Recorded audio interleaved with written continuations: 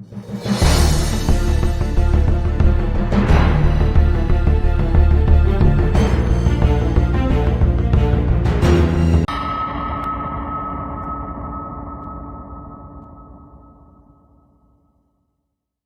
दोस्तों। भारत को हमेशा से ही एक धार्मिक और रूढ़िवादी देश माना जाता रहा है और ऐसा कहा जाता है कि भारत विज्ञान और तकनीक के क्षेत्र में एक पिछड़ा हुआ देश है। लेकिन ये सच नहीं है।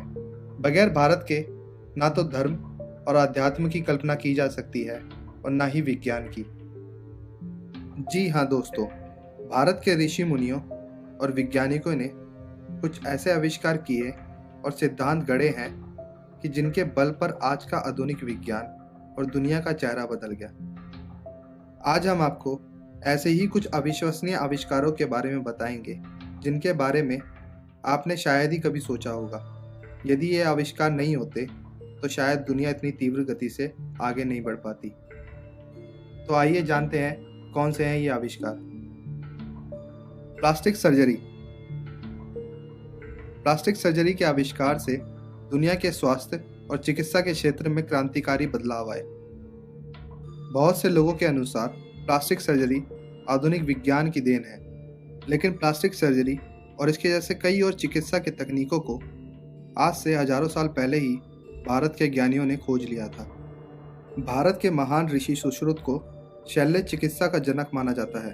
उन्होंने आज से लगभग 3000 साल पहले ही चिकित्सा के क्षेत्र में काफ़ी सफलता प्राप्त कर ली थी और शल्य चिकित्सा यानी प्लास्टिक सर्जरी में महारत हासिल कर चुके थे। युद्ध में जो सैनिक घायल हो जाते थे और जिन सैनिकों के शरीर के अंग भंग हो जाते थे, उनका इलाज करने की जिम्मेदारी महर्षि सुश्रुत को ही दी जाती थी। सुश्रुत ने 1000 ईसा पूर्व अपने समय के स्वास्थ्य वैज्ञानिकों के साथ मिलकर मोतियाबिंद, प्रसव, नकली अंग लगाना, पथरी के इलाज और प्लास्टिक सर्जरी जैसे कई तरह की मुश्किल चिकित्सा के सिद्धांतों का निर्माण किया था। विमान। इतिहास की किताबों और स्कूल के कोर्स में हमें पढ़ाया जाता है कि विमान यानी उड़ने वाले जहाज का आविष्कार राइट ब्रदर्स ने किया था। लेकिन अगर हम आपको कहें कि यह बात सच नहीं है तो क्या आप विश्वास करेंगे? हाँ, ये कहा जा सकता है कि आधुनिक विमानों की शुरुआत राइट ब्रदर्स ने सन 1903 में की थी। लेकिन हजारों वर्ष पहले ऋषि भारद्वाज ने अपने विमान शस्त्र में हवाई जहाज बनाने की तकनीकों को विस्तार से बताया है। इस शास्त्र में गोदा एक ऐसा विमान था जो अदृश्य हो सकता था, परोक्ष दुश्मन के विमान को खराब कर सकता था, और वहीं प्रलय एक प्रकार की विद्युत ऊर्जा का शस्त्र था जिससे विमान चालक भयंकर तबाही मचा सकता था।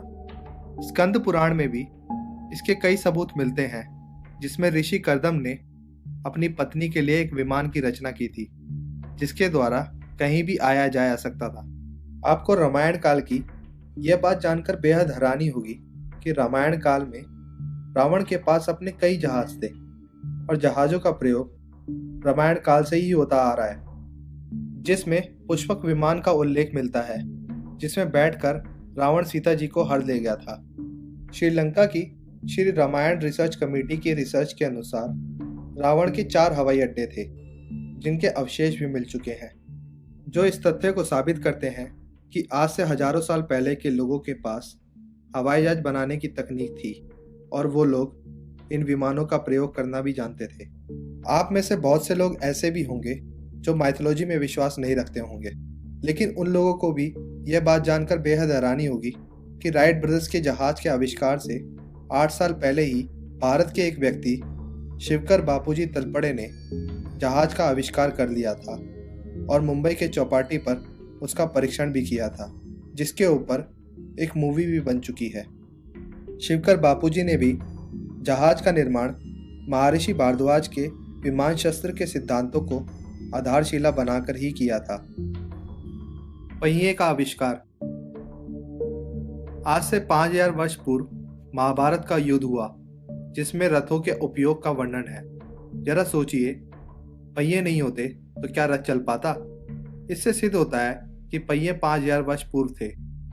पहिए का आविष्कार मानव विज्ञान के इतिहास में बेहद महत्वपूर्ण माना जाता है।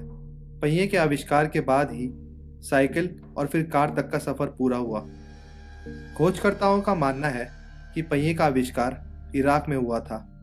हालांकि रामायण और महाभारत काल से पहले ही पहिए का चमत्कारी आविष्कार भारत में हो चुका था और रथों में पहिए का प्रयोग किया जाता था। विश्व की सबसे प्राचीन सभ्यता सिंधु घाटी के अवशेषों से प्राप्त खिलौना हाथी गाड़ी भारत के राष्ट्रीय संग्रहालय में प्रमाण स्वरूप रखी है। सिर्फ यह हाथी गाड़ी ही प्रमाणित करती है कि विश्व में पहिए का निर्माण इराक में नहीं बल्कि भारत में हुआ था। रेडियो। इतिहास की किताब में बताया जाता है कि रेडियो का आविष्कार जी मार्कोनी ने किया था, लेकिन यह सरासर गलत है। अंग्रेज काल में मार्कोनी को भारतीय वैज्ञानिक जगदीश चंद्र बोस के लाल डायरी के नोट मिले, जिसके आधार पर उन्होंने रेडियो का आविष्कार किया। मार्कोनी को 1909 में वायरलेस टेलीग्राफी के लिए नोबेल पुरस्कार मिला, लेकिन संचार के लिए रेडियो तरंगों का पहला सार्वजनिक प्रदर्शन मिलीमीटर तरंगे और क्रेस्कोग्राफ सिद्धांत के खोजकर्ता जगदीश चंद्र बोस ने 1895 में किया था। इसके 2 साल बाद ही मार्कोनी ने प्रदर्शन किया और सारा श्रेय वह ले गए। चूंकि भारत उस समय एक गुलाम देश था, इसलिए जगदीश चंद्र बोस को ज़्यादा महत्व नहीं दिया गया। दूसरी ओर वे अपने आविष्कार को पेटेंट कराने में असफल रहे, जिसके चलते मार्कोनी को रेडियो का आविष्कारक माना जाने लगा। संचार की दुनिया में रेडियो का आविष्कार सबसे बड़ी सफलता है। आज इसके आविष्कार के बाद ही टेलीविजन और मोबाइल की क्रांति संभव हो पाई है। बिजली का आविष्कार। महर्षि अगस्त्य एक वैदिक ऋषि थे। निश्चित ही बिजली का आविष्कार थॉमस एडिसन ने किया, लेकिन एडिसन अपनी एक किताब में लिखते हैं कि एक रात मैं संस्कृत का एक वाक्य पढ़ते पढ़ते सो गया। उस रात मुझे सपने में संस्कृत के उस वचन का अर्थ और रहस्य समझ में आया, जिसे मुझे इलेक्ट्रिसिटी बनाने में मदद मिली। महर्षि अगस्त्य राजा दशरथ के राजगुरु थे।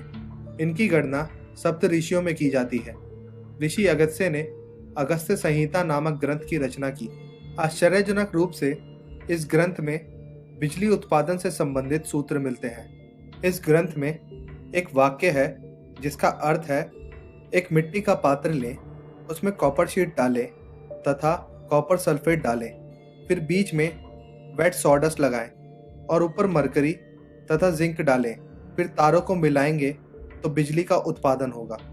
अगस्त संहिता में विद्युत का उपयोग इलेक्ट्रोप्लेटिंग करने का विवरण भी मिलता है। भारत के गौरवशाली इतिहास के सफर में आज बस इतना ही। आपको ये वीडियो कैसा लगा हमें कमेंट्स के जरिए ज़रूर बताएं और इस वीडियो को अपने फ्रेंड्स और फैमिली में शेयर करना ना भूलें। हम ऐसे ही मिस्टीरियस और रोचक वीडियोस के साथ एक बार फिर मिलेंगे शुक्रवार को।